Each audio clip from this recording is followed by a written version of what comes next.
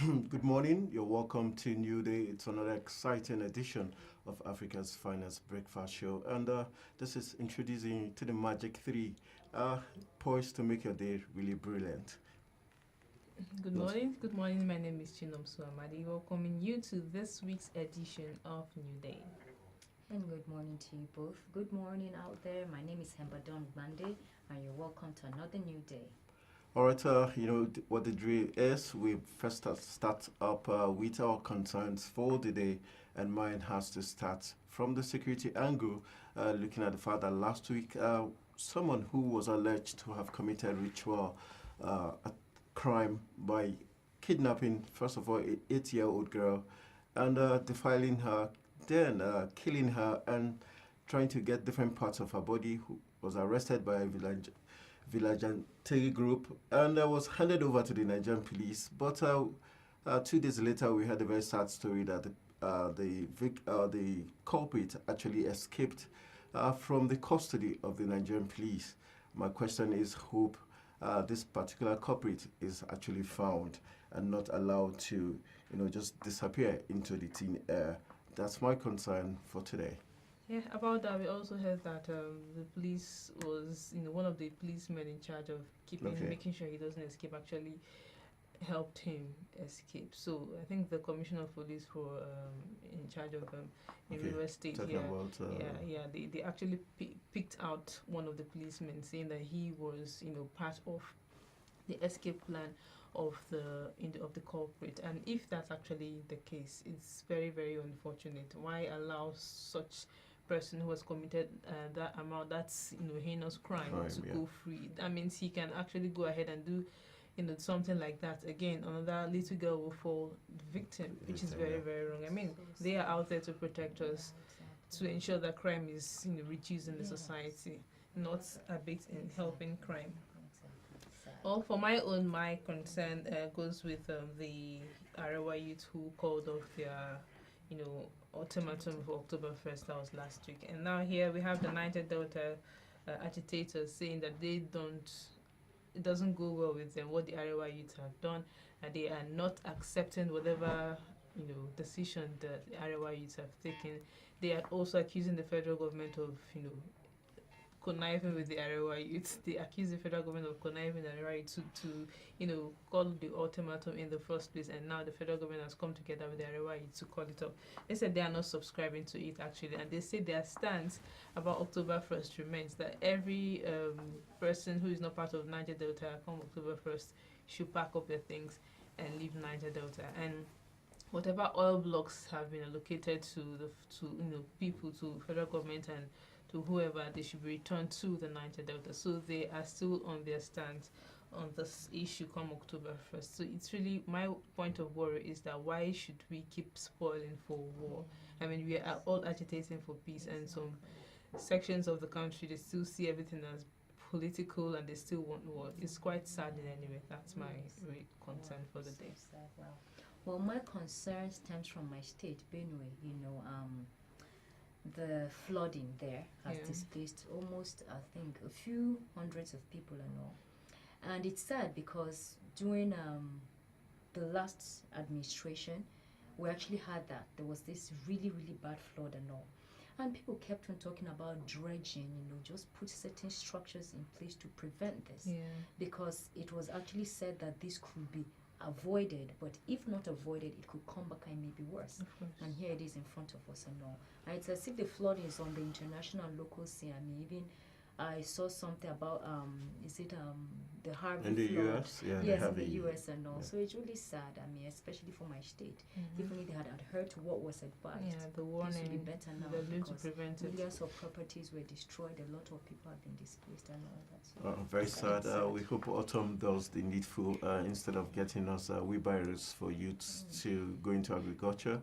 I think you have to do the needful so that farming and what Benue is known for could actually be sustained. All right, those are some of our concerns for this morning. We quickly run into the Linus Okoro Clinic just to get a view as what he has in store for us today.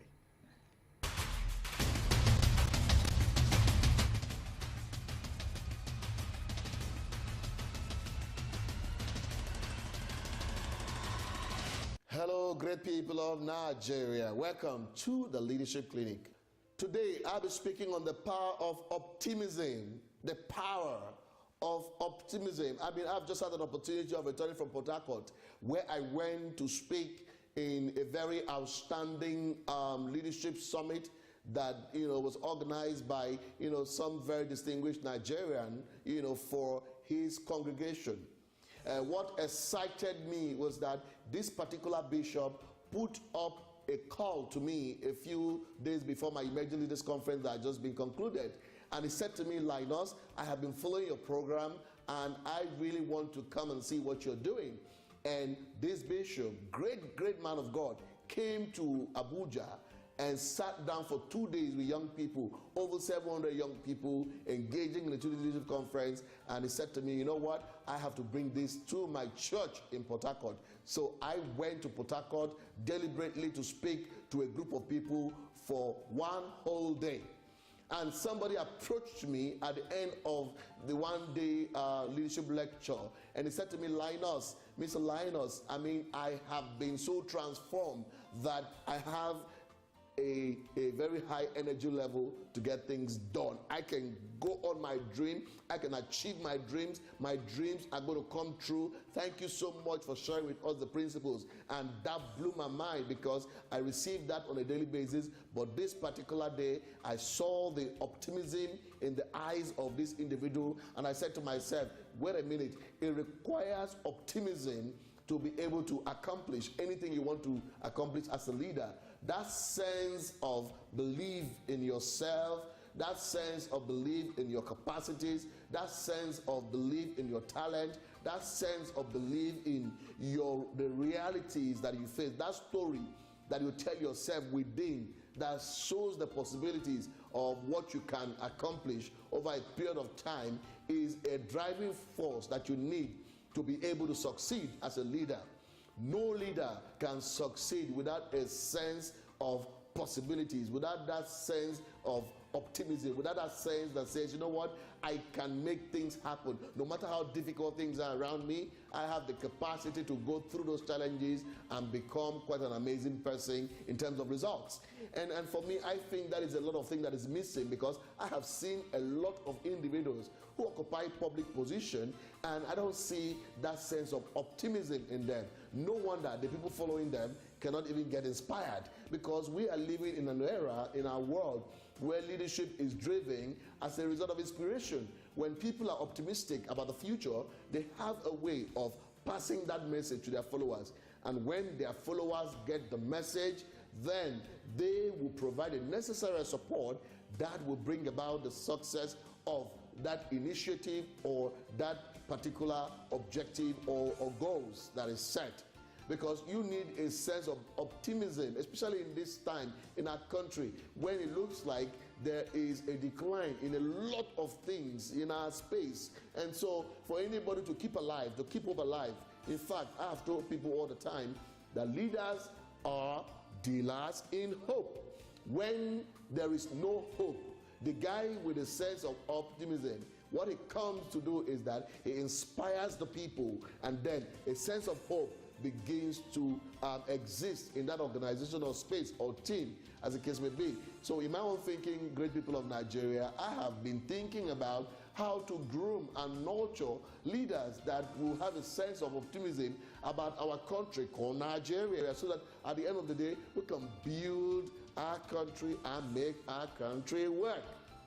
So if you're listening to me today and you are someone who says, I want to be a leader that will make a difference, I want to be a leader that will leave a legacy, I want to be a leader that will impact my generation in a significant way, then you listen to me today. One of the greatest tools that must be in your system is the energy to revive continuously your spirit of optimism. You must believe in whatever that you're doing with so much energy that everybody around you can believe in that possibility. That is the way to go. Great people of Nigeria, you must remember, if a man doesn't have a purpose of waking up, sleeping becomes interesting.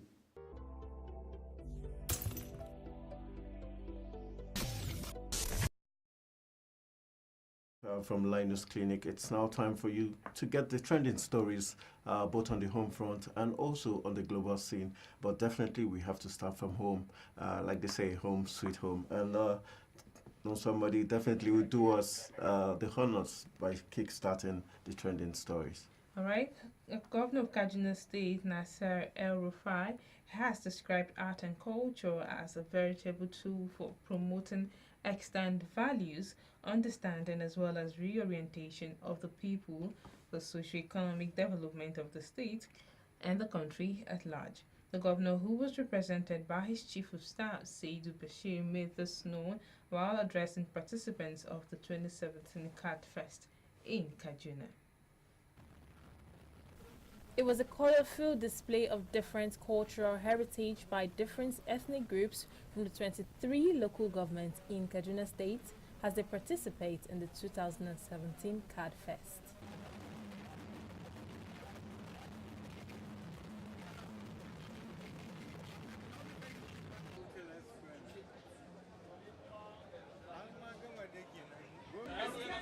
The festival, according to the state governor Nasir El-Rufai, was geared towards promoting extant values, understanding, facilitating the exchange of ideas, provide opportunities for young people, as well as to reorientate the people for socio-economic development of the state and the country in general.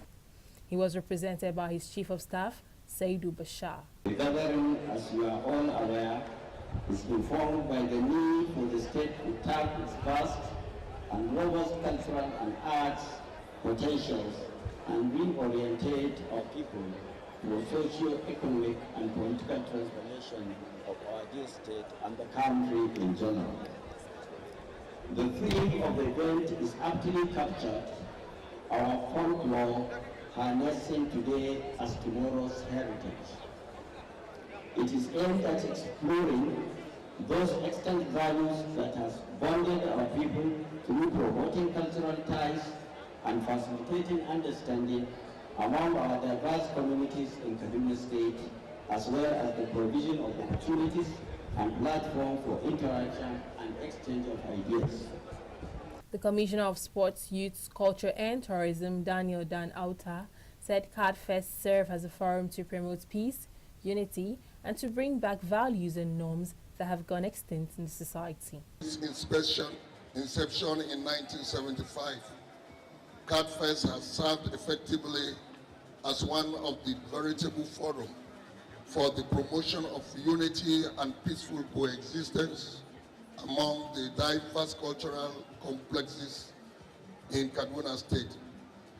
It has contributed immensely in enhancing the resilience character that has marked Kaduna State out as a study in harmonious coexistence in Nigeria. The 2017 Card Fest attracted contingents from the 23 local government areas of the state, showcasing their various cultural heritage.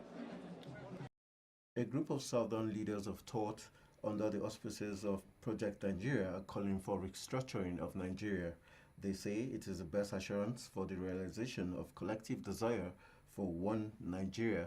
Convener of the group, Ben Wabweze, confirmed to the media that IPOP leader Nnamdi Kanu also promised to drop the call for Biafra if there is restructuring of Nigeria.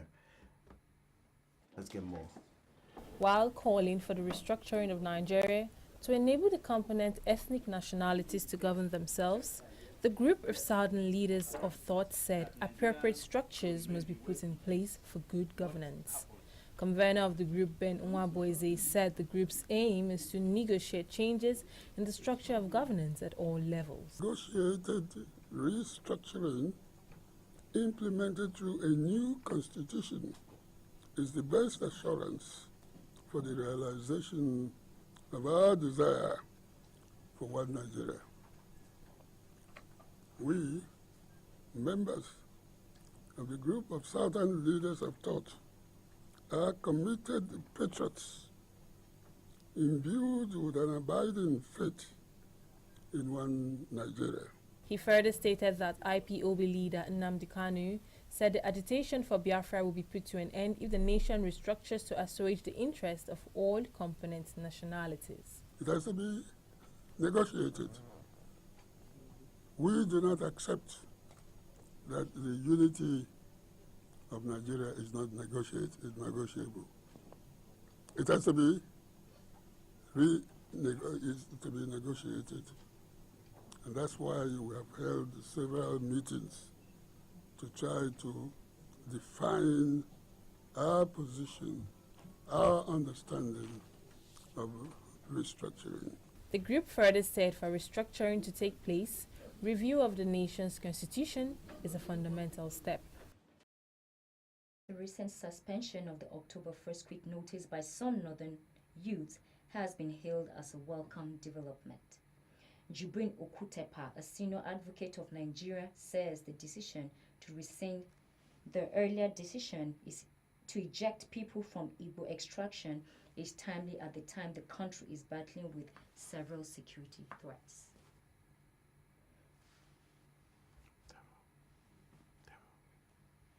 All right, moving forward, the coordinator of Presidential Amnesty Program, Brigadier General Paul Boro, has urged states in the Niger Delta region to come up with youth inclusiveness program. Boro, who made this call in Abuja on Sunday, said that the state should also ensure an enabling environment for the business of the youths to thrive. According to him, the federal government's Presidential Amnesty Program will be more successful with the support of the states. And finally, on the home front, the Nigerian Navy has intercepted 1.1 million liters of diesel allegedly stolen from pipelines belonging to multinational oil companies in Rivers. No fewer than 13 suspects have also been arrested on account of their alleged role in the illegal shipment of petroleum products to undisclosed locations in the state. The executive officer of the Nigerian Navy ship, Pathfinder Port Harcourt, Captain Victor Choji, disclosed this to journalists on Sunday in Port Harcourt. Choji said the seizure and arrest was sequel to the intensified mop-up operation in the Niger Delta ordered by the naval authorities to stamp out oil theft and the illegal refinery in the region.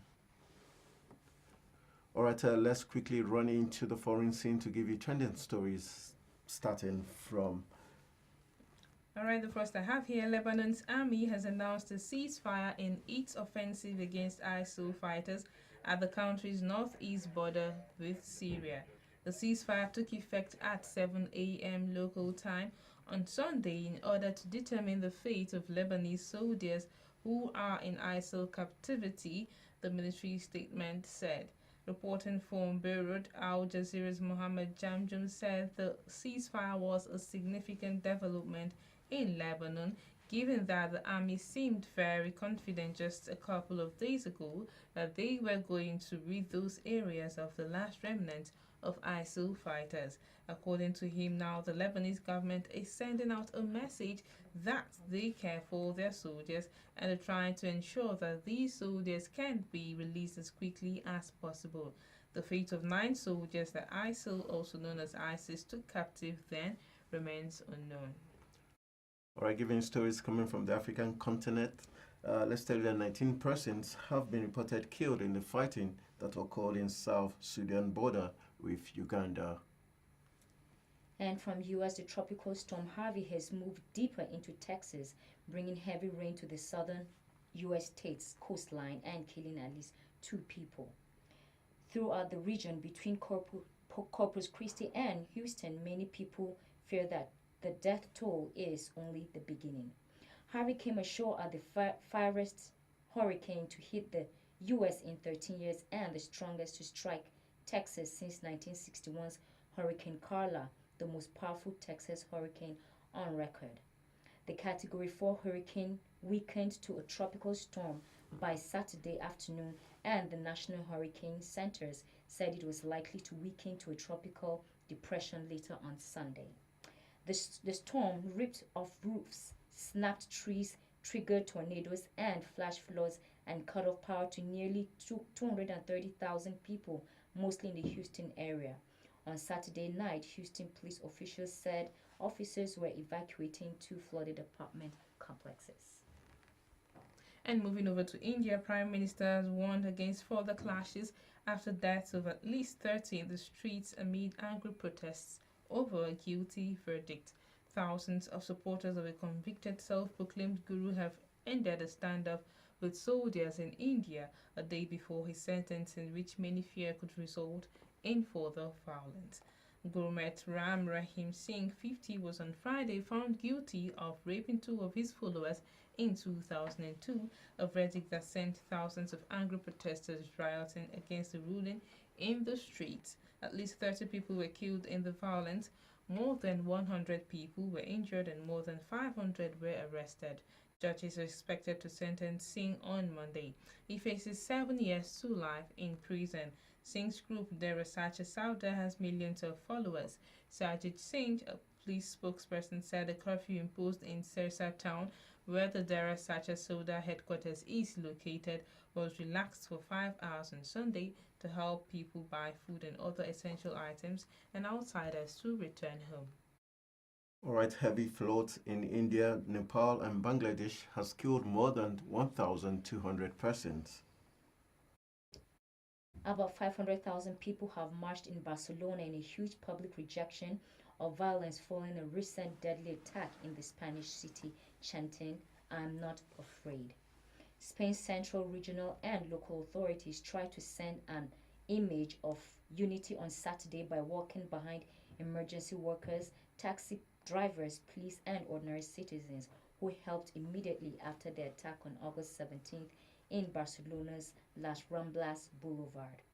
In a first for a Spanish monarch, King Felipe V joined a public demonstration along with Prime Minister Mariano Rajoy and other Spanish and Catalan regional officials. All right, still giving you trending stories on the foreign scene. Let's tell you that report says Saudi-led coalition airstrike that killed civilians in Yemen was a technical mistake. And then lastly, Thailand's ex-Prime Minister Yingluck Shinawatra fled to Dubai ahead of the verdict in her trial over a rice subsidy scheme. Members of her party have said. It was revealed on Friday that Ms. Yingluck, who is charged with negligence, had gone abroad, but the destination was not known. When she failed to appear in court, an arrest warrant was issued and her bail was confiscated. Dubai is where her brother, former Prime Minister Thaksin Shinawatra, lives in self-imposed exile. He went there to avoid a 2008 jail sentence for corruption. Deputy National Police Chief Jen said police had no record of Ms. Yingluck leaving the country and were following the matter closely. Thailand's Deputy Prime Minister said Ms. Yingluck's location would be clear soon. All right, giving you sporting stories from the global scene. Let's tell you that Nigerian's team, the Tigress, won their third Afro Basketball Championship yesterday after beating Senegal. Also on the sporting arena, Manchester United continued their class art performance by making it 3 wins in 3 games after beating stubborn Leicester City side 2-0 to maintain their grip at the top of the English Premier League without conceding any goal yet. Arsenal poor start to the season continued with a 4-0 bashing from Liverpool, who were in imperious form as the Gunners were left in 6th and 7th. And also on the sporting arena, talking Formula One, let's tell you that Lewis Hamilton has won the Belgian Grand Prix. And from South Africa, rugby team beat Argentina 41-23 in a rugby championship. And that's how we call it a wrap on all the stories making the rounds, both on the global scene and on the home front. And today we've got a very interesting discourse today. We're looking at the post-UTME ban and lift of ban by the federal government. The question is, why was it banned initially and why lift up the ban? Has the issues that led to the ban been resolved already? Also, we'll be looking at the federal government's proposed meeting this week with ASU. Would ASU come with a clean bill and say the strike is over? We'll find out, and not also forgetting the fact that JAM recently put the cutoff mark for universities at 120 and for polytechnics at 100. There are lots of schools that have come out to say they reject that cutoff mark, one of them being the University of Ibadan, which is one of the foremost universities in Nigeria. So that's going to be our major discourse today. That will be after this break. Bros, I find correct words. Huh? See the shop for that side. Auntie, I will call that. Where be correct words? Now the shop be down, now the next one. Peter, see as people they pack, they go to the shop, go buy clothes. It don't reach like 5 days now. I don't suspect this Tunde way this is where in Waka could carry Waka. See, I go blow whistle. I go blow whistle to Kuku spoil. Your whistle. Come on, go investigate the matter before you blow whistle. Whistle blood. Come on, come. Thank you for coming. Show first. Come. Not only you the circular for this market. Why be saying only your shop everybody they come? I just want blow whistle. I go blow something. This is not be whistle blowing matter. Now MTN goodie bag. What it be MTN goodie bag? With MTN goodie bag, if you carry your market enter another level, whether na for Facebook or for WhatsApp or for Twitter, for as low as 25 naira.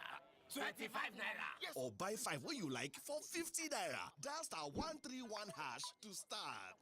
So with MTN goodie bag, your business go pure. Bros, I find correct words. Huh? See the shop for that side. Auntie, I will call that. Where be correct words? Now the shop be down, now the next one. Peter, see as people they pack, they go to the shop, go buy clothes. It don't reach like 5 days now. I don't suspect this Tunde way this is where in Waka could carry Waka. See, I go blow whistle. I go blow whistle to Kuku spoil. Your whistle. Come on, go investigate the matter before you blow whistle. Whistle blood. Come on, come. Thank you for coming. Show first. Come. Not only you the circular for this market. Why be saying only your shop everybody they come? I just want blow whistle. I go blow something. This is not be whistle blowing matter. Now MTN goodie bag. What it be MTN goodie bag? With MTN goodie bag, if you carry your market enter another level, whether na for Facebook or for WhatsApp or for Twitter, for as low as 25 naira. 25 naira. Yes. Or buy 5 what you like for 50 naira. Dial *131# to start. So with MTN goodie bag, your business go pure.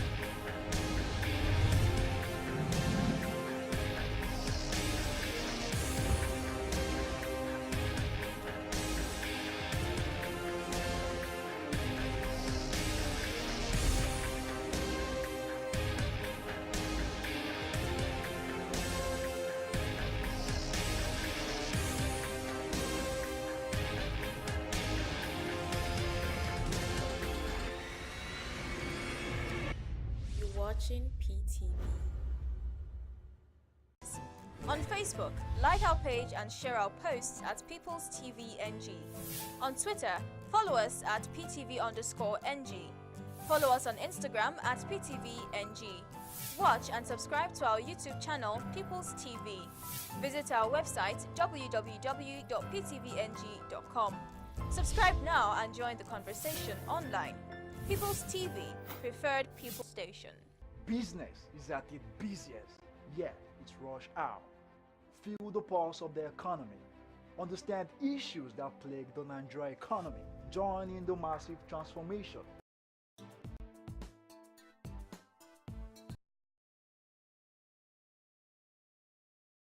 Show.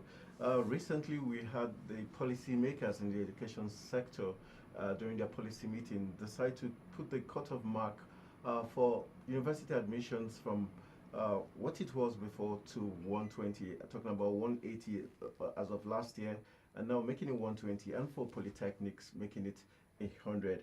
Uh, and we had the one of the foremost universities in Nigeria, University of Ibadan, come out with a statement to say they reject the new cut-off mark, saying since its inception, talking about JAM in 1978, and for the school itself, she has never admitted any student that had scored below the 200 mark line. And so, based on that, we decided to look at that issue today, knowing fully well how essential education is to a nation.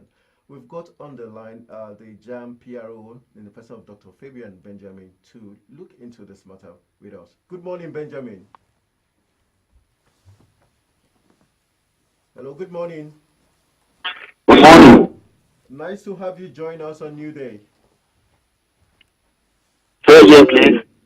All right, we're looking at the issue of the cutoff mark that was reduced recently to 120 for universities and 100 for polytechnics. We would like to know what JAM did consider before making this very decision.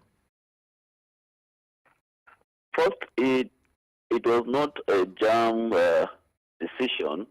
Okay. It was a stakeholders' decision. The meeting is a meeting of about 1,000 plus, as comprising all heads of tertiary institutions in Nigeria, vice chancellors, provosts, rectors, and their various registrars. At the meeting, it was agreed that all institutions should submit their cutoff points.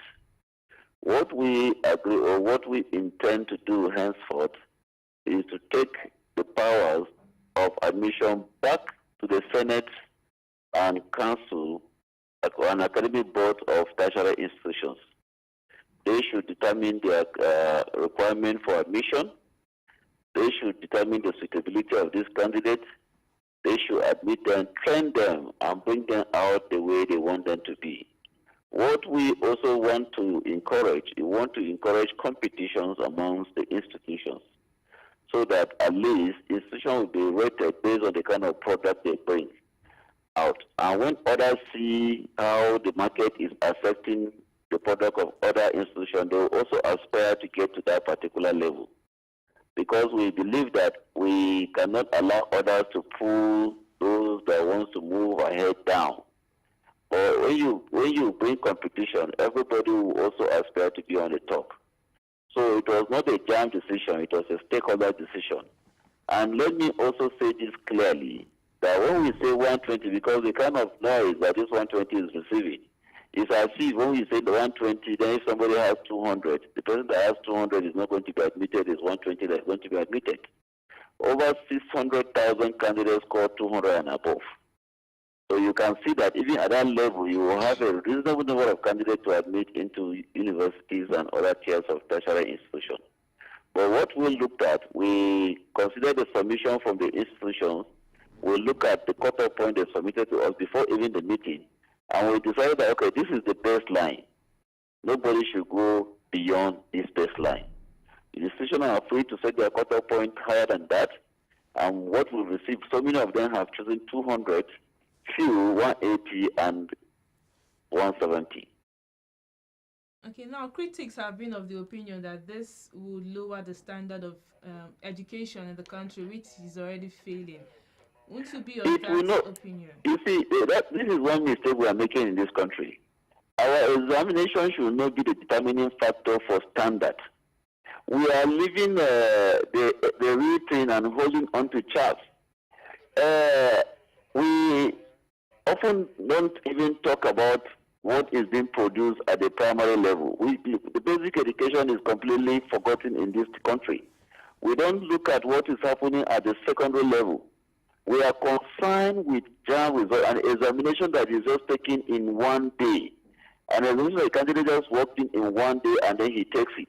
How can we as a nation put all the standard of education and everything on the shoulder of an examination that is taken in one day? We are forgetting that the second level, these candidates sit in class for 6 years. That's where we should place more emphasis on. If a candidate scores 400 over 400 in JAM and he fails to get 530 at O level, he cannot get into the university. So he's not going to bring standard. We are not saying admit 120. Admit the best. But in the event whereby you don't have, you can go up to 120, but not below 120. So that's not going to affect standard. And don't forget that over time, over a long period of time, all the cutoff points that have been dished out at policy meeting, we are not being obeyed. Institutions still go behind the door to admit candidates even less than the 120. But this year we want to be factual. We've told Nigeria that this is a challenge, and we wouldn't want to take anybody admitting candidates through the back door. If you look at our statistics, you will see that day in, day out, every day we receive about 2,000 requests for regularization. Regularization means these are candidates that were admitted by the institution through the back door, and they're either graduating or have graduated. And they're asking us to normalize the admission for them to go for NYC. We are saying no to that. We're going to stop that. But before we stop, we have to look at reasons why these things are being done. Don't forget, a reasonable number of Nigerians, millions of Nigerians are out there schooling in some mushroom universities. If you go to Ghana, you see Nigerians littered everywhere. You go to Uganda, you go to Cameroon, everywhere you see Nigerians littered all over the world in institutions that we cannot fully vouch for. Yet, we hardly feel the vacancies that we have in Nigeria because of some of these stringent policies. We want to stop this flood of Nigerians going abroad. We want to stop this devaluation of Naira because of school fees. We want to ensure that at least we strengthen competition. We want to ensure that our institutions have enough at home and discourage others from Nigerians from going outside the country. All right, just to ask you, some critics say this lowering of the cutoff mark to 120 is meant to probably favor some part of the country, specifically looking at the northern region where it's said that education is not really at its best. Sorry, could you please speak a little bit louder so that I can hear you very well?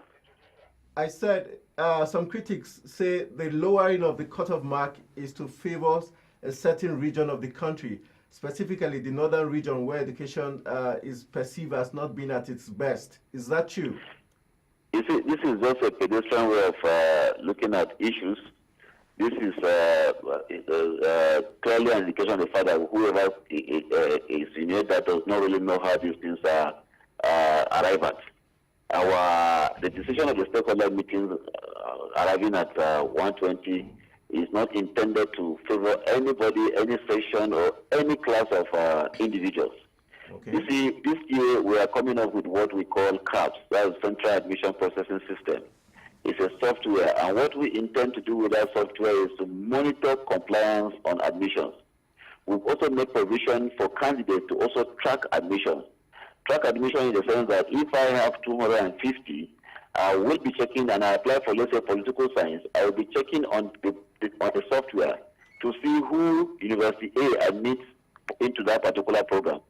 If for any reason a candidate is admitted who scored less than what I have, I will issue a query and will immediately key into it to find out why that candidate was not admitted and what else admitted with scores less than what he has.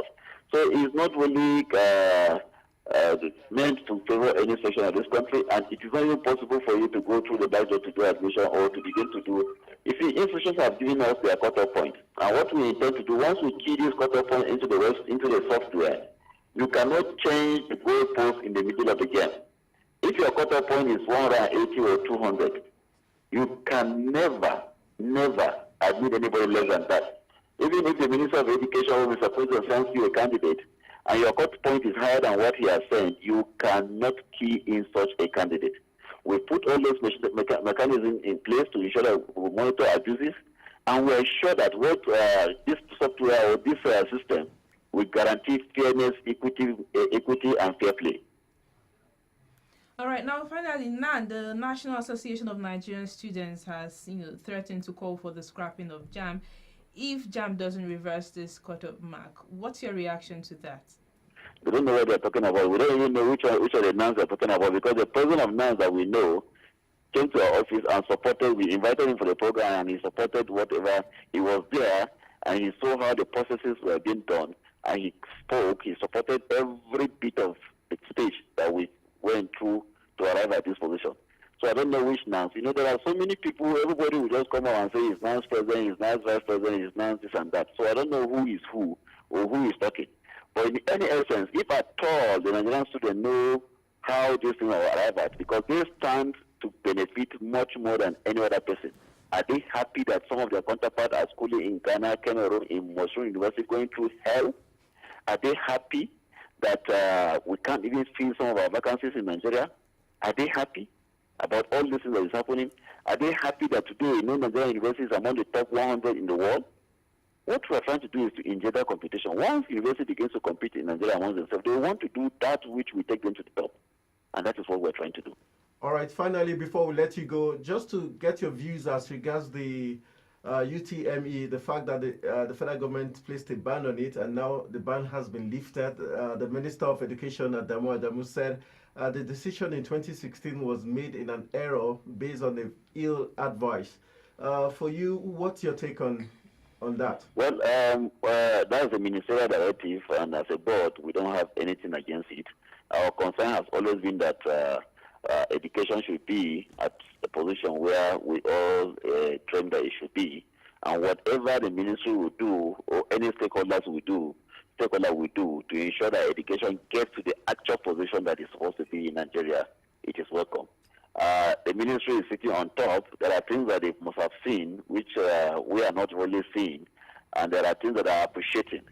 And I want to believe that they must have put all interest into consideration for them to arrive at that decision. And let me also say this, that policies are always meant to be reviewed once they don't achieve the desired result. Yes, last year he banned it. It's possible that the desired result that he had wanted or whatever he wanted to address, he must have either achieved that purpose or there are things that he felt that should have been done that were not done for him to arrive at this decision. Let us see how it will take us to. There is nothing wrong in reviewing tomorrow if the intended goals are not achieved. All right, finally, we had Professor Isaac Oloide saying that for universities, for the UTME, he has placed a price tariff of 2,000 per candidate, and any university that charges more than 2,000 would be sanctioned. What is the likely penalty? Well, that statement was not from Professor Isaac Oloide. That was a ministerial directive. Okay. The minister, in pronouncing the lifting of ban on post-UTME, made a clear declaration that no institutions will charge more than 2,000. So it's not from the Registrar of JAM. Okay. It was from the minister, and I want to believe that the minister has a lot or enormous power to impose sanction on any institution that goes against it. All right, thank you very much. Nice to have you join us. Thank you very much. It's all my pleasure. All right, that was the PRO of JAM in the person of Dr. Fabian Benjamin, giving us their own side of the story as regards the recent reduction of cut-off marks. And still with us in the studios is Barrister Natasha Apoti. Nice to have you join us. Sorry we had to keep you waiting okay. Just to get his own views. Good morning, and it's good to be here. Good morning. All right, when we talked about the cut-off marks, you had a very different opinion as regards saying you like the idea that the cut-off mark was reduced to 120 and 100 for Polytechnic. That's very strange coming from the kind of field you're in, which requires high IQ to get into the legal field. Why would you say you like the fact that it's been reduced to 100 and then 120? Thank you very much for putting forward this interactive session and giving an opportunity for the contrary view. Nigeria has placed a lot of emphasis on the traditional education. Okay. As you can see, JAM was set up in 1978, and the needs and demands of JAM then and Nigeria were totally different from now. The world has moved on from judging one's ability towards productivity on maths, English, and sciences. Okay. If we continue doing that, we would not have a Bill Gates, Okay. we would not have a Dangote, and we would not have many other inventors that are really taking the world today. So lowering that standard by JAM, it's a plus on one side. However, it's also important that the stakeholders around the educational ecosystem also find other areas whereby people's intelligence will be measured. such as vocational training, such as talent hunt. These are things that move around the world. The world does not need more professors. I mean, if you keep raising up the JAMB scores to 120, 180, 200, and so on, are you looking for professors or are you looking for inventors?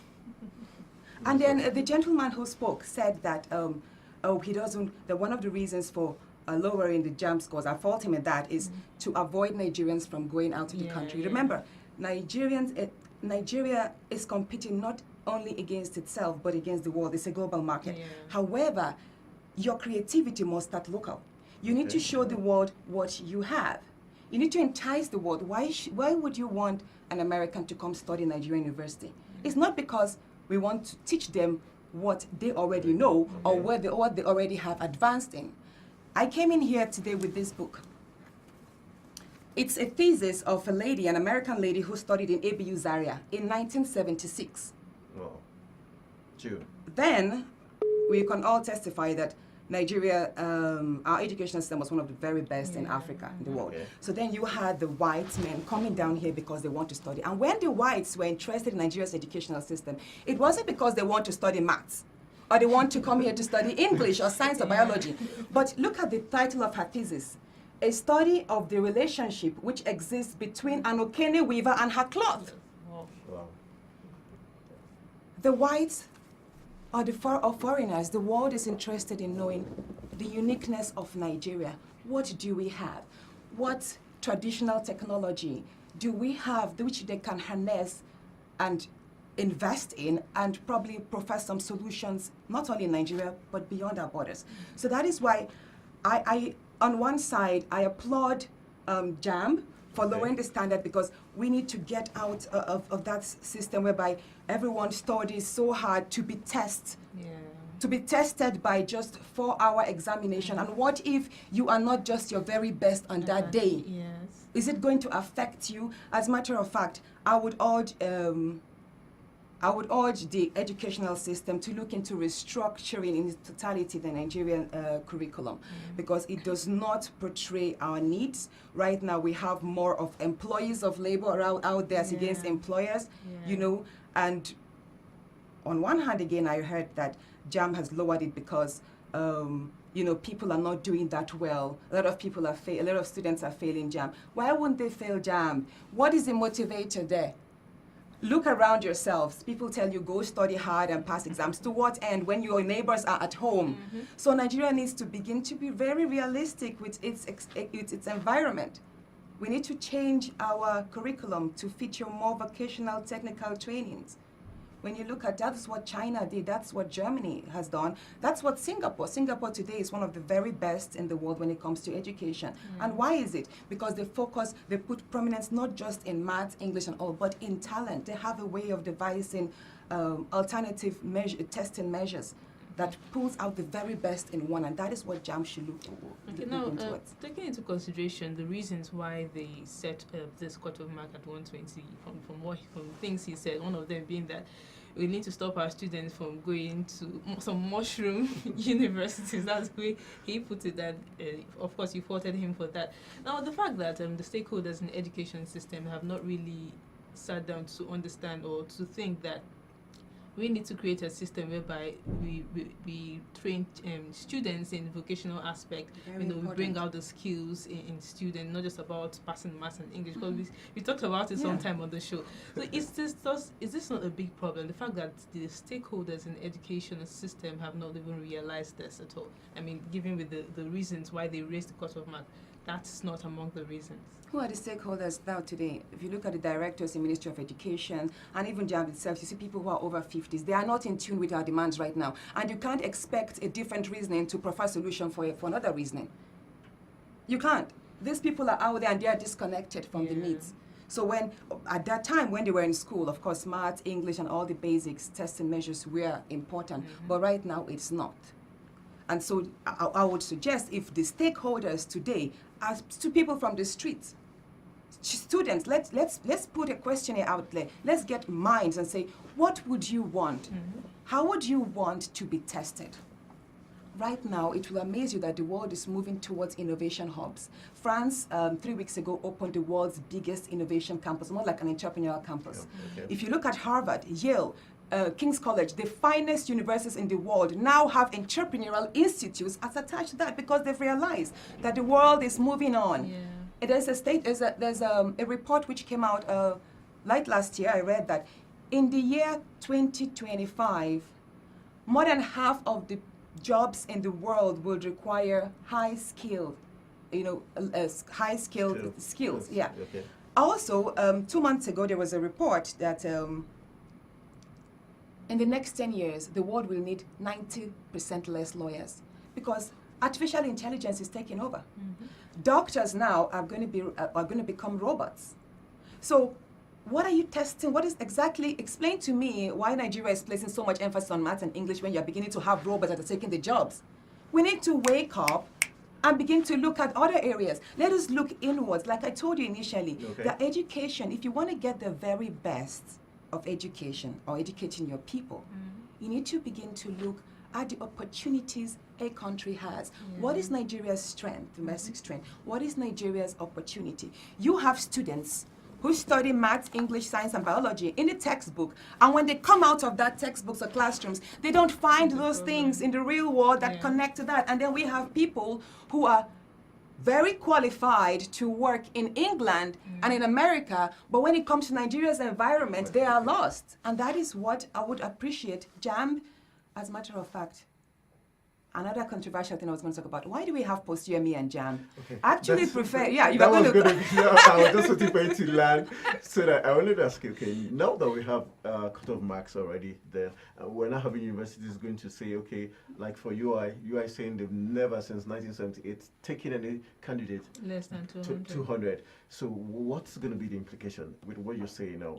And it's cool. Everybody respects UI for their standards.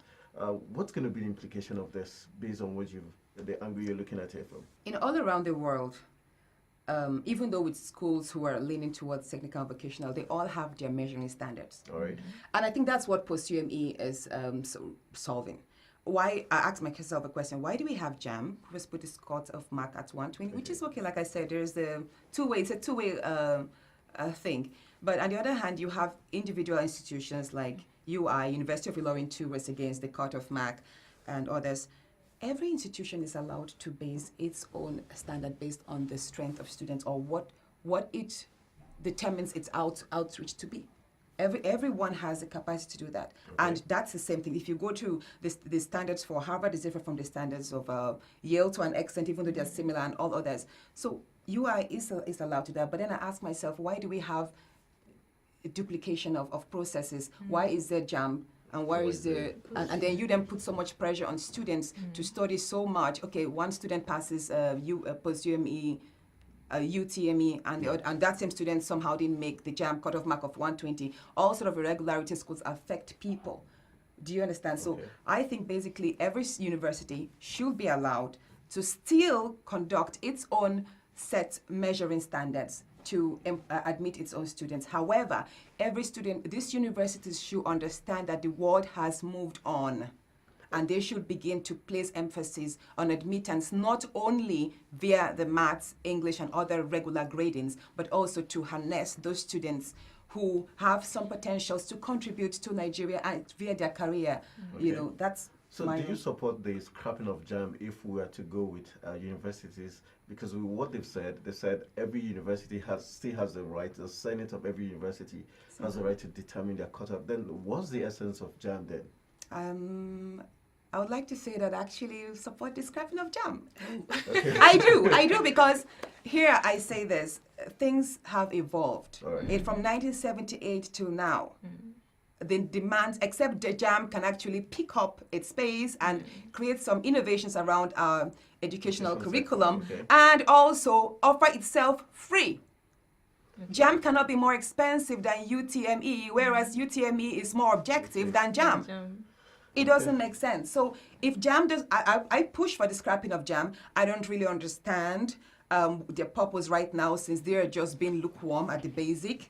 Without offering some other externalities that could help promote and intrigue the individual or the university towards an admission. I don't see why its purpose, what its purpose is there. Moreover, I know in some, like I'm from Ihima, and a lot of people there are so poor that they can't even afford to the JAM. Okay. And then some of these children are so smart. So I think JAM itself, if it's a national federal body that is supposed to support the education of students, then I see itself as an obstacle. JAM should be free, otherwise it should be scrapped. And then it can remain free for 120. That's what I think. Okay. All right. Now, if you're moving forward in a position to, tell the Minister of Education what's the way forward, like give him an advice on what to do as regards the education system, as regards inculcating vocational studies in the education system, what would you, say moving forward? Moving forward, I'll advise the Minister of Education to place more prominence on restructuring education and taking into cognizance the opinions of students, of graduates, especially those that are unemployed. Because if you restructuring starts from the bottom, you can't restructure from the top when you don't understand or you don't connect to the people that are in need right now. And it's also important that the minister observes other African countries and look at what they're doing. In Rwanda today, Ghana, or these other countries have the educational system focused inwards. And that is very, very important. We should not try to compete with the Americans or to compete with the French and because these countries all have formulated their own curriculum to feature their strengths and opportunities. So as we talk about restructuring of Nigeria's educational system, it's very important. We need to place more emphasis on entrepreneurial studies, which also is in line with vocational and technical. We need to. All around Nigeria, it might interest you that the Federal Ministry of Trade and Industry is trying to revive the industrial development centers, which are scattered around. Okay. Now, you might not know about the industrial development centers because I myself got to know about them mid last year. At the time Nigeria was creating universities, they realized that not everyone would be inclined towards the basic traditional education. Some people might just want to be better plumbers, better welders. Because right now in Nigeria, if you call for subsea welders in the oil sector, you would not find qualified subsea welders. And there's this skill gap needed to be fixed. But these centers were carved. The one in Zaria had about 65 hectares directly opposite the gates of ABU Zaria. But while ABU Zaria was developed, that center today just is laying there filled with bushes. So it's very important that the Ministry of Education works in collaboration with the Ministry of Trade and Industries to develop these industrial development centers as places where people could walk in and develop skills. I'm a lawyer, and I'm also an expert in the extractive industries, oil and gas, but what I'm practicing as a social entrepreneur is a passion.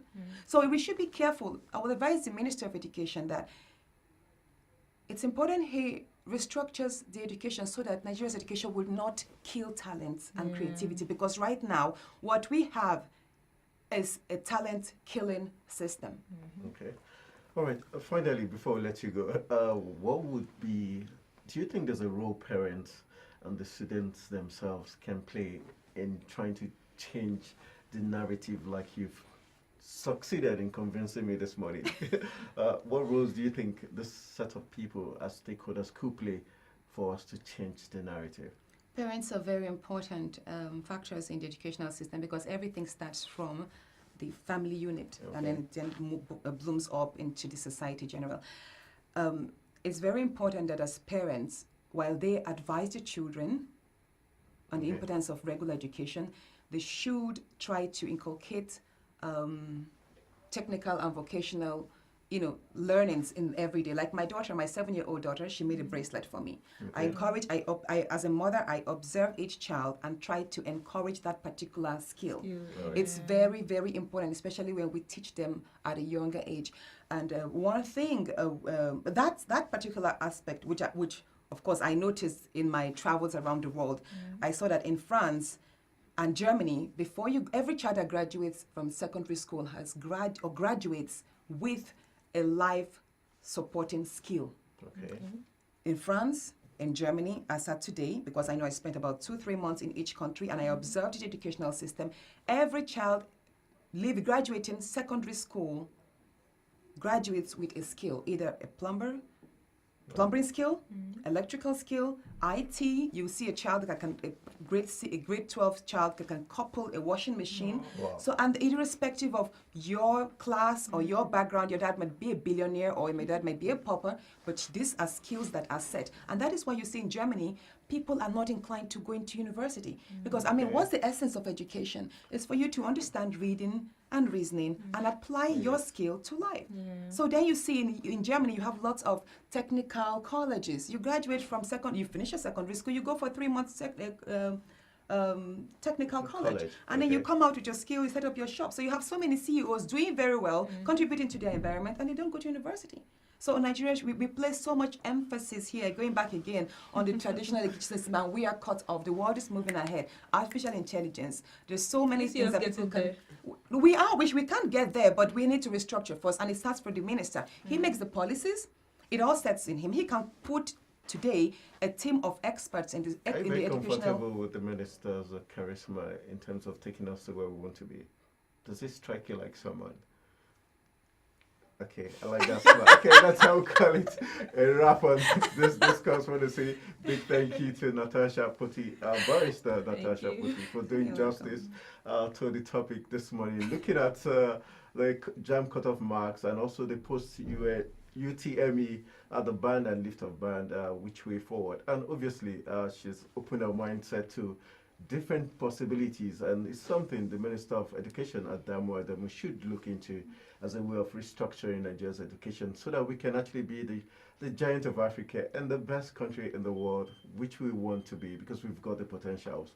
All right, we could go for a quick break. When we come back, discuss on Newday, Africa's finest breakfast show continues.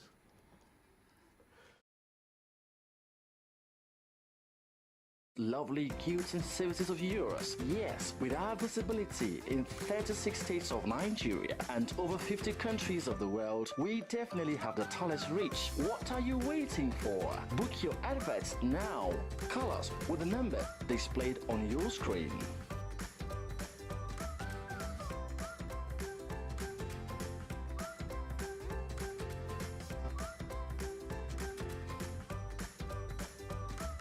Imagine a world without sports. No football, no basketball, no tennis, no boxing, no Formula One. All excitement gone. Now check this.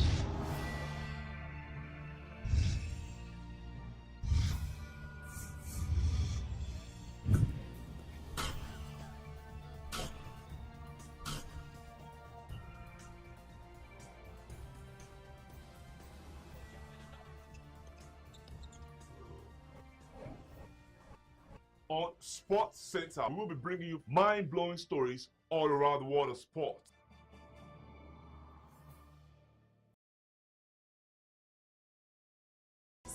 On Facebook, like our page and share our posts at People's TV NG. On Twitter, follow us at PTV_NG. Follow us on Instagram at PTVNG. Watch and subscribe to our YouTube channel, People's TV. Visit our website, www.ptvng.com. Subscribe now and join the conversation online. People's TV, preferred people station. Business is at its busiest, yet it's rush hour. Feel the pulse of the economy. Understand issues that plague the Nigerian economy. Join in the massive transformation happening in the Nigerian capital market. Be financial literate as I bring to you key players, the movers and shakers of the Nigerian economy. Flow with the narratives of how regulations and enforcement, corporate governance, innovative technology, investors' confidence, and market institutions affect the economy. Be the first to feel the pulse of the market on Mondays and Fridays, 4:30 p.m. to 5 p.m. with Gabriel Nisi.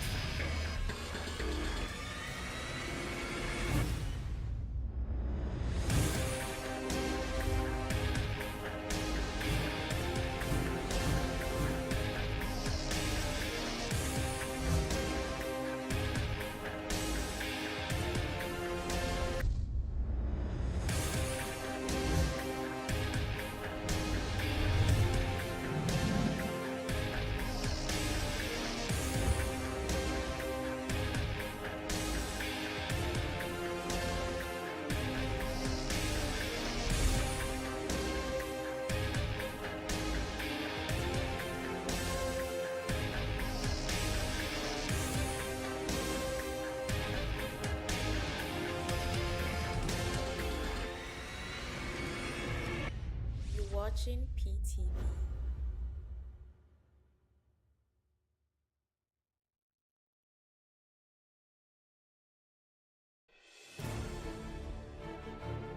Security is a precondition to freedom, survival, and happiness anywhere in the world. Everyone needs security to stay alive, safe, and fulfill those beautiful dreams. Nothing is more important to a nation than the security of its territory, free from internal and external aggressions such as crime, terrorism, war, and espionage. We have been able to overcome most of the challenges. This quarter route march by the Nigerian Navy will continue to boost the morale of men. Security is everyone's affair. To get more on security issues, join me on the program Security Affairs.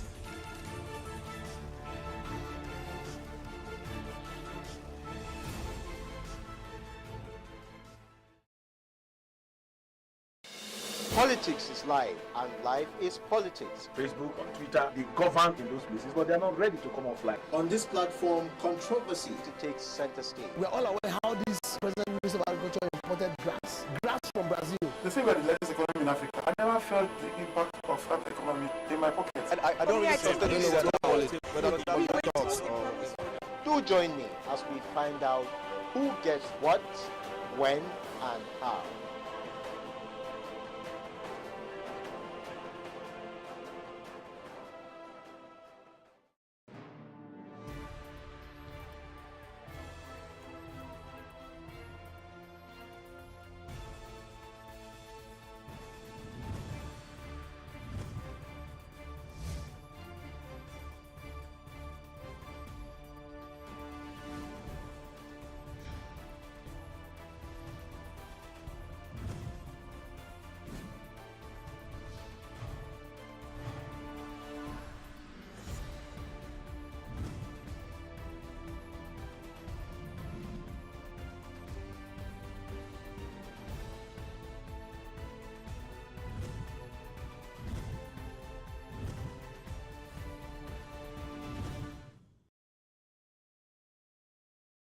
Do you know that PTV remains the best place to showcase those lovely goods and services of yours? Yes, with our visibility in 36 states of Nigeria and over 50 countries of the world, we definitely have the talent reach. What are you waiting for? Book your adverts now. Call us with the number displayed on your screen.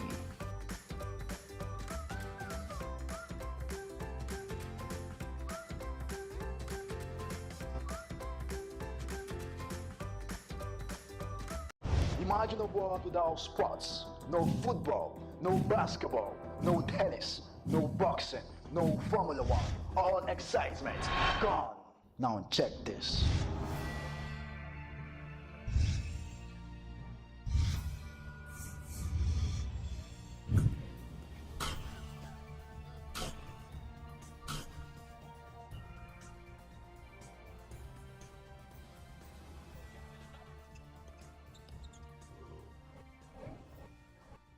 On Sports Center, we will be bringing you mind-blowing stories all around the world of sport.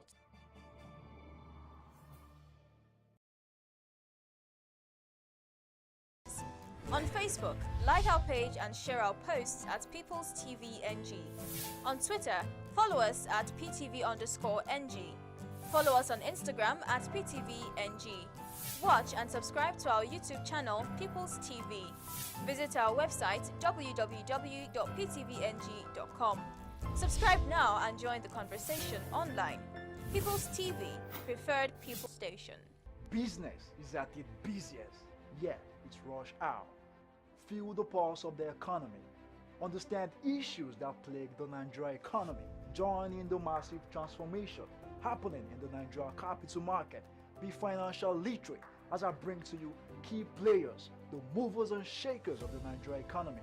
Flow with the narratives of how regulations and enforcement, corporate governance, innovative technology, investors' confidence, and market institutions affect the economy.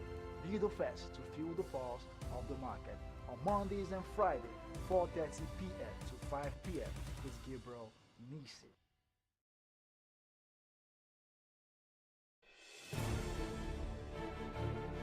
Security is the precondition to freedom, survival, and happiness anywhere in the world. Everyone needs security to stay alive, save, and fulfill those beautiful dreams. Nothing is more important to a nation than the security of its territory, free from internal and external aggressions such as crime, terrorism, war, and espionage. We have been able to overcome most of the challenges. This quarter route march by the Nigerian Navy will continue to boost the morale of men. Security is everyone's affair. To get more on security issues, join me on the program Security Affairs.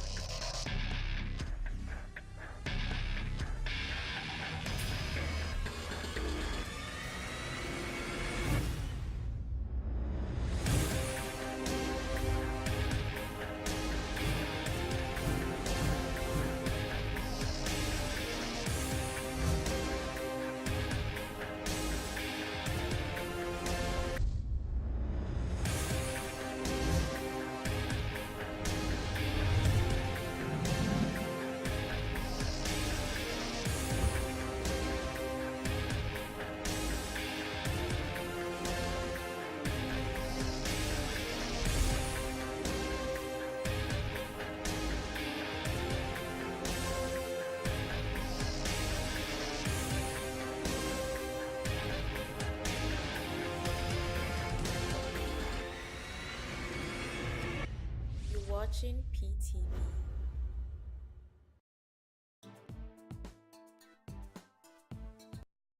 All right, welcome back. You're still watching Africa's finest breakfast show, Newday, on People's Television. We'll be looking at several issues on the education sector, and we're still focusing on the post-UTME exams. Recently, just last year, there was a ban on it, but recently the federal government lifted the ban, and the questions remained why was the ban placed in the first place, and the issues surrounding the ban, has it been resolved, and also money is generated from this examination, what is it being used for? Those are some of the questions we intend to answer with this discourse. We've got in our live studios right now the proprietress of Crestville Academy here in Abuja, Mrs. Irene Ogba, with us. Good morning, nice to have you join us. Good morning, Mr. Anthony. Good morning. Good morning. All right, knowing that you're involved in the secondary, primary and secondary education, which leads up to tertiary institutions, for you, how do you see the fact that this UTME exams, first of all, it was banned? The minister said because of ill advice, and also corruption in the system was the reason given for the ban in 2016. And recently the ban has been uplifted. And for you, what will be your take as regards post-UTME? Do you think it's relevant, or do you think we should just stick with JAM as a way to gain admission? Okay, thank you. First of all, I'll start by saying one of the problems we have in education is this policy inconsistencies. Okay. You know, JAM has been set up, I think, for almost 40 years now. I think 1978, yes, almost 40 years. And then after a while, for so many years, JAM was conducting the exams, and when you pass the exams, you make your cutoff mark for the course you put in for, you go in. You know, they came in, I think, some 5-6 years back, and then brought in this post-UTME thing. While the schools were trying to settle down, of course, there was a lot of issues surrounding post-UTME. Why should children write a second exam? You know, they gave their reasons that they needed to screen them properly, and so on. And I think the school settled down and started doing that. And then last year, the present Minister of Education last year said, okay, this system has been riddled with corruption, riddled with what have you, and bottlenecks, that they needed to ban it.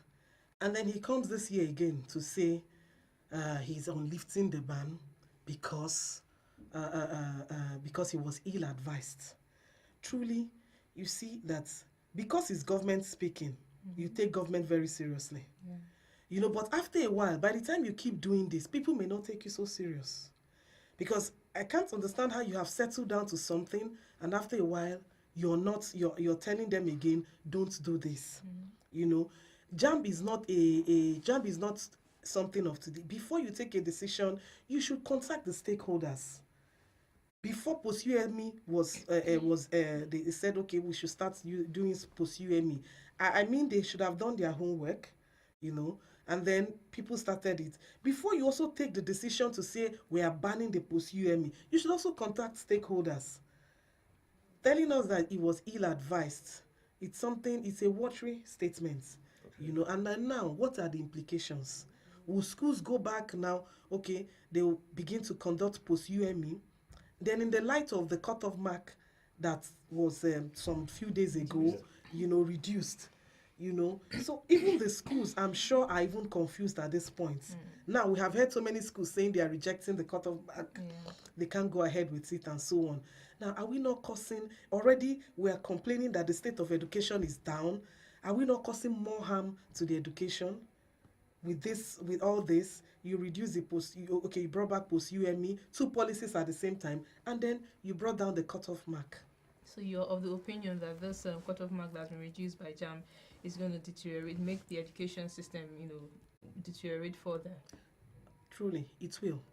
Because already we are complaining that the standard of education is falling. In what ways do you think it's going to deteriorate? You're going to empower mediocrity.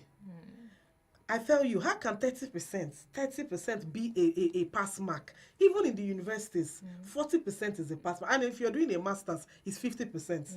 Now, for undergraduate program, for you to scale through any course, you must have at least 40%, what they call let my people go. Now, how can you now tell people, how can you now say 30%? Even in primary school, 30% is not even a pass mark. So you're going to further deteriorate already what we're saying is not good. Then are we also looking at the international benchmark? Are we looking at, because it's not just about studying in Nigeria. You're not going to compete with people. You're going to compete with people from other schools. Will this help us? You know, you're bringing 30% out of 400. I mean, of course, yesterday I was just reading a lot of schools saying they have to reject it. All right. Do you think with this post UME, the minister has said, okay, going forward, the fee you're going to charge a candidate is 2,000 naira. Anything more than that will be sanctioned. How do you see this putting of a mark for as regards fees to be paid? It still goes back to what I said. It's policy somersault. I don't know. I don't really know how much they were charging, you know, before. But I also think that before any policy is taken, have the stakeholders. Should there be any fee charged? Do you think there should be any I cannot categorically say for them, the universities, you know, I can't categorically say, because probably there are things they do with money, probably they buy scratch card and things like that. I don't know. But what I'm saying is, for any decision, we're talking about tertiary education here. That's the highest level of education. For any decision you're making, there should be input from stakeholders. You don't go arbitrarily taking decisions and telling people to stand by that decision. If you say 2,000 naira and the school say they cannot do 2,000 naira, isn't that a deviation from what you said? But I should think that before you say 2,000 naira, you should, okay, what are these monies being used for? Is it a fund generating thing? You know, because every school must run with funds. Are you using it to generate funds? If not for funds, what are the things? What are the logistics involved? Okay, and you agree this is the benchmark. Okay, now to you, with all of these things happening, you've mentioned policy overhaul, you've mentioned some other setbacks in the education system. Moving forward, what would you suggest? Would you say the whole system needs a total overhaul? What would you suggest moving forward? How can we move forward in our education system? There should be an education summit. One, this education summit, I know they have something they call joint education board and so on. Now, for every policy to work, you must have the input of both the private sector and the public sector. Okay. But what we see most times is some public sector people sit somewhere, you know, take a benchmark from the public schools, and then they dish it out. But for anything, you need to have a collaborative, because the private sector is there working. The public sector is also working. We need to come together. What is the way forward? All right. Looking at finally, before I let you go, looking at the roles of the private sector in education, do you think they've been marginalized in any way in terms of contributing to the overall framework of education in Nigeria? Okay, thank you. I don't like to use the word marginalization. Okay. That seems to be the current word in Nigeria. You know, every season we have trending words. That's one of the trending words. So I wouldn't want to use that. But in truth, I think that a lot of times the government is on one side.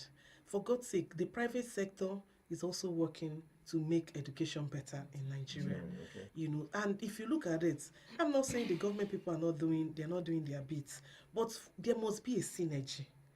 You don't bring policy, you don't, like for instance, they changed the curriculum some time back, you know, and you can hardly see any input from the private sector.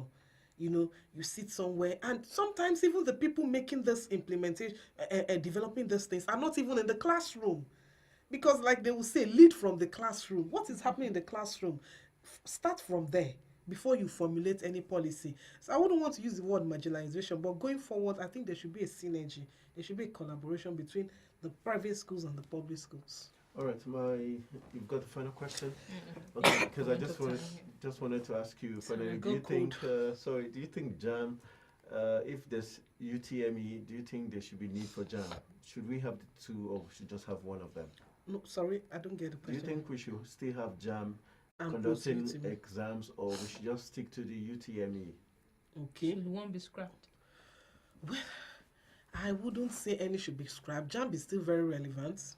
Still relevant, but you know, for everything, you don't throw the baby and the bathwater away. Okay. You know, there might be some things that might have to be looked into in JAM. You know, when something is going to 40 years, let me tell you, you don't. I'm not saying this, but even you as a human being, when you are going to be 40, you begin to reflect. What is the next level for me? So there should be a next level. Look into the purpose. Yes, what is our purpose? What do we need to do now? Then the world has changed. Yeah. Are we changing with the times? Even the pupils have changed. The pupils that went to school 40 years ago are not still the same kind of people. I know they brought in the computer-based and all that, but that also was riddled with a lot of issues. I know that change doesn't come easy, it's gradual, but at the same time, we need to look at it. What is relevant for us now? Even as JAM is conducted, what are the relevant things? You know, and so on. Let's have it again on a round table. Okay, this is the way we should continue. But UTME is also okay. At least it's left at the discretion of the schools. But let it not be riddled with corruption. Okay. All right, that's how we call it a wrap. I want to say a big thank you to the proprietors of Crestville Academy in the person of Mrs. Irene Oba, giving her own contribution as regards the post-UTME, the ban and the lift of ban by the federal government. One thing is for sure, that the education sector does need some bit of reform in order to get to where we desire to be. All right, I will quickly go for another quick break. When we come back, we'll be wrapping up our discussion with the last guest, and definitely we'll give you all you need to have in between. Imagine a world without sports. No football, no basketball, no tennis, no boxing, no Formula One. All excitement gone. Now check this.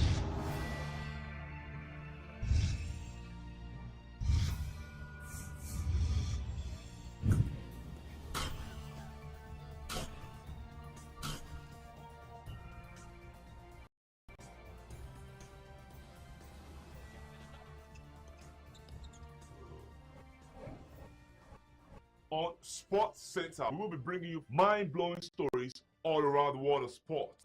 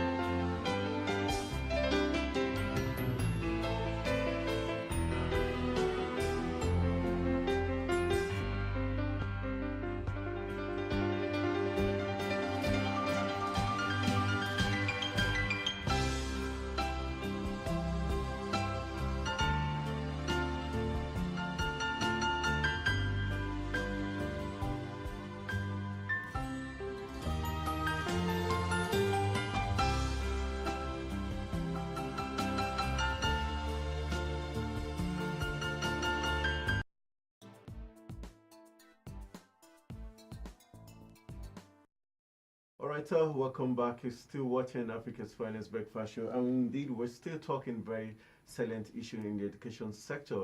Also, recently, we know that ASU embarked on an indefinite strike before the government, called them to the round table to negotiate with them. And as of last week, we were told by ASU that they got a message from the presidency, which wasn't for the media, which is very funny enough. But they had promised that come this week, they will be returning back to the federal government to give their own feedback. We've got in the studio someone who is with the government side of education, talking about Mrs.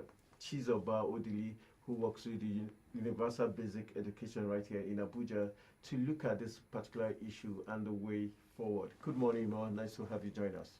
Good morning. It's my pleasure. All right. Last week, funny enough, as you told the journalists who cared to ask that they were not going to divulge the information the president gave to them, but had assured us that come this week they'll be coming back to the federal government to, state their own decision. For you as a key stakeholder in the education sector, do you think it will be realistic and okay for ASU to take whatever has been offered to them, considering the economic situation we are in the country, in order for peace to reign and for students to go back to school, which is very key? Thank you. That's actually an important one for us as Nigerians now. I would say that we will want our students to go back to school. It's not good at all for any parents or even the whole system. But then I would say that since ASU has started negotiation, we hope that something good comes out of it.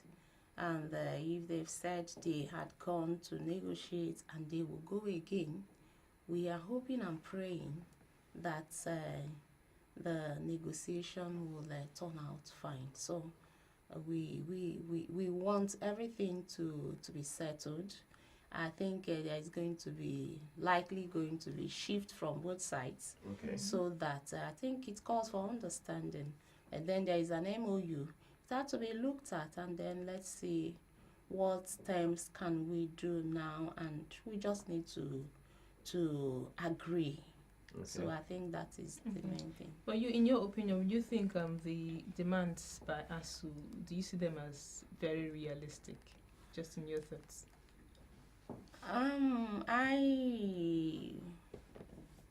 Actually, from the scholarly point of view, education actually is quite demanding, and I think it is key to fixing the economy. It may not, we may not look at it as, we may look at it as really high, but in the real sense of the word, I don't think there is anything that is too high for education. So, but then looking at the economic realities, that's why I said we need to negotiate. So anything it will take to get us back on track, I think that will be fine for us. We really need to start somewhere. All right.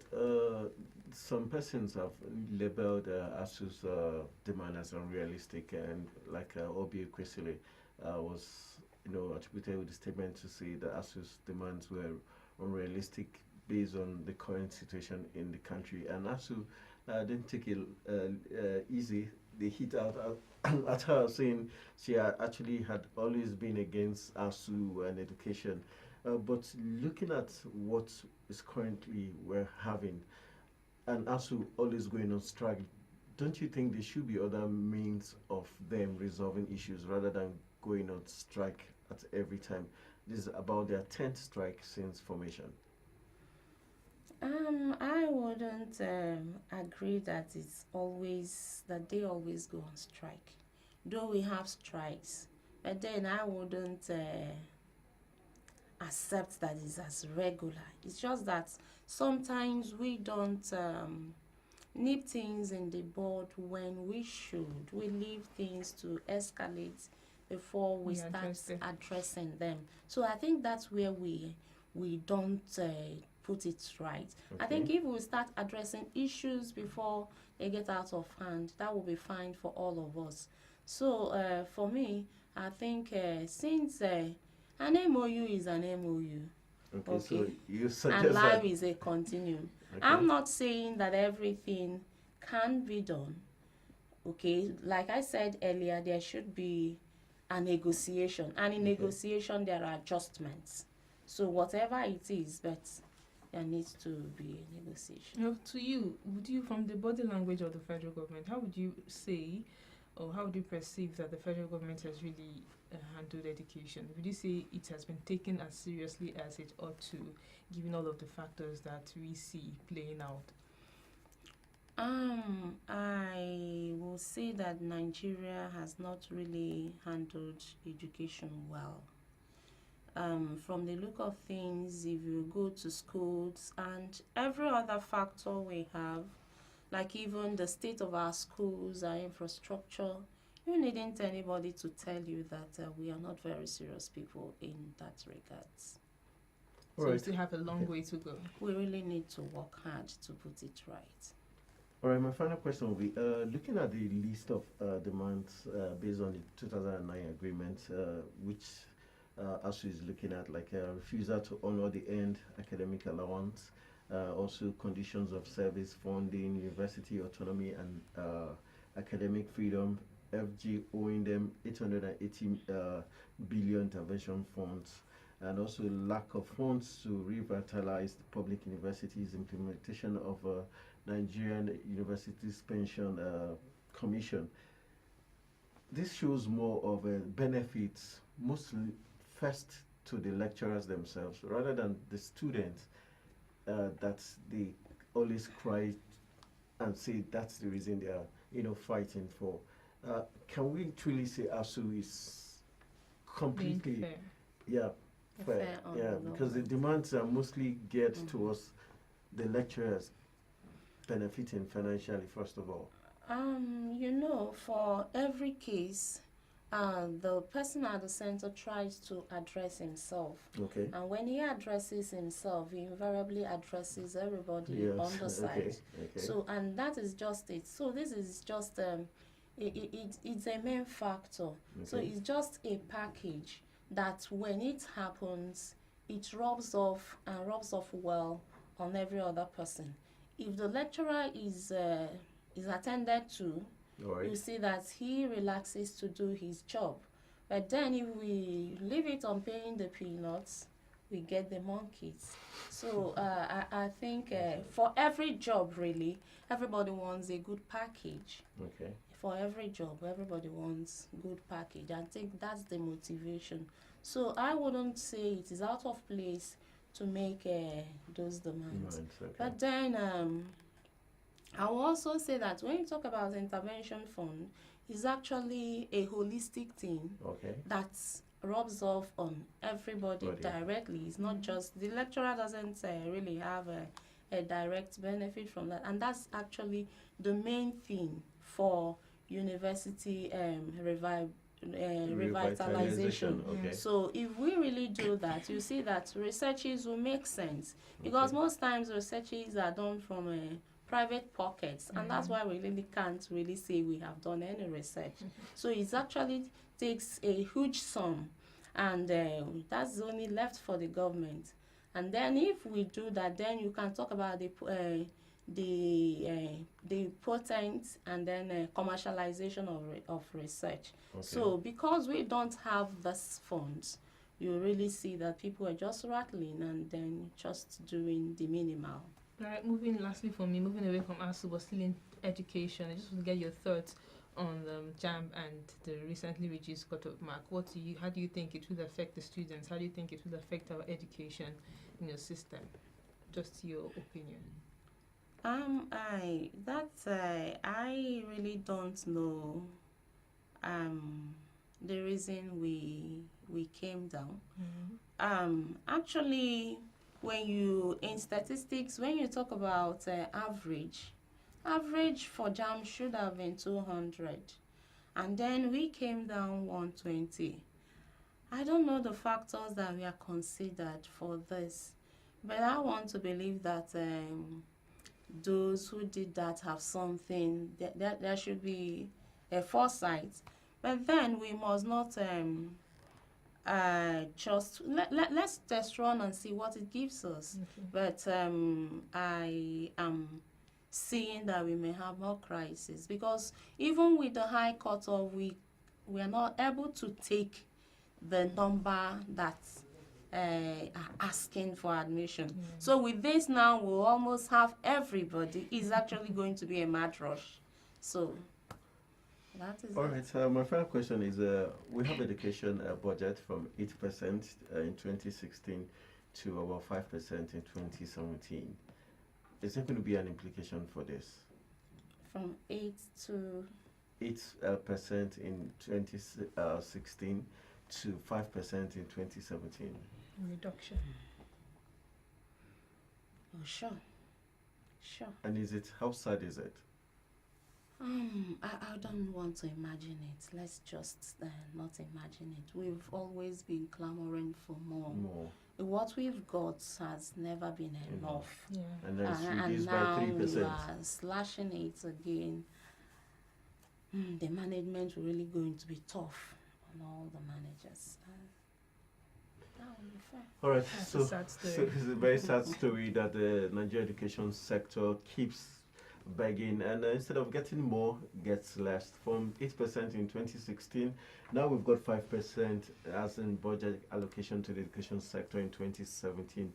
Very sad story. And also reduction of JAM cutoff mark from 180 now 120 and 100 for polytechnics. That's how we call it a wrap on this discourse. I want to say a big thank you to Mrs. Chizoba Odili for doing justice to the last topic which we looked at as regards ASU and the federal government, the way forward. And indeed, she has urged ASU to do the needful and also the federal government to do the needful so that peace can return and so that our education at the tertiary level can continue and search for better pastures. All right, I will quickly go for a quick break. When we come back, Newday would be wrapping up.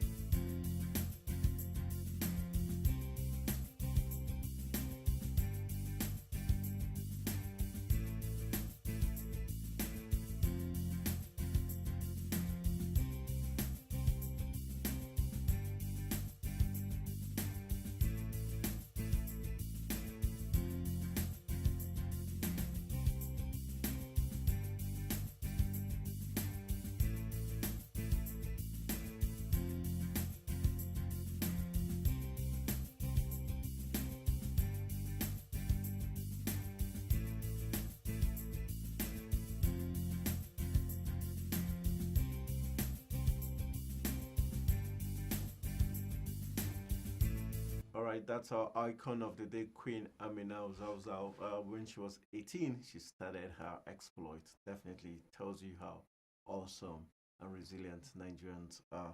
All right, that's how we call it a wrap on today's edition of the program New Day. I want to say a big thank you for joining us from 7:30 until this very moment when we're saying our goodbyes. My name is Anthony Momodo, and my next.